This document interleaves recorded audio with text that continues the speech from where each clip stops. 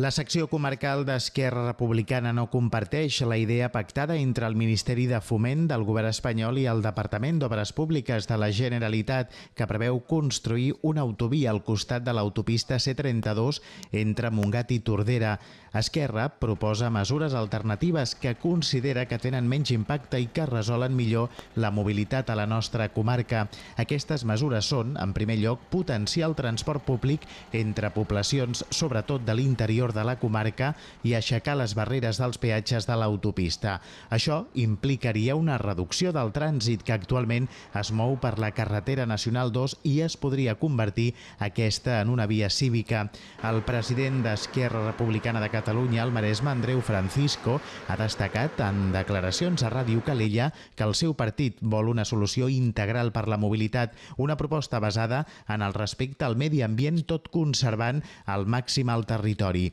Andreu Francisco reconeix que aquestes propostes són contràries al projecte pel qual aposta el PSC dins del govern tripartit de la Generalitat, però del qual en discrepen els seus socis de govern, Esquerra i Iniciativa. Davant d'aquest fet, Andreu Francisco es manté optimista davant la possibilitat que els plantejaments d'Esquerra Republicana facin canviar l'acord i no es construeixi cap nova carretera. Així s'expressava als micròfons de Ràdio Calella. Les propostes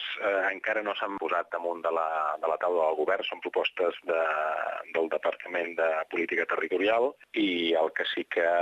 ja hem tingut són algunes trobades amb el conseller del Departament per tal d'intentar trobar posicions que ens permetin trobar aquests punts d'acord que ens permetin estar o sentir-nos còmodes a tots i que bàsicament que el que facin sigui millorar de manera global les ofertes de mobilitat en el Maresme.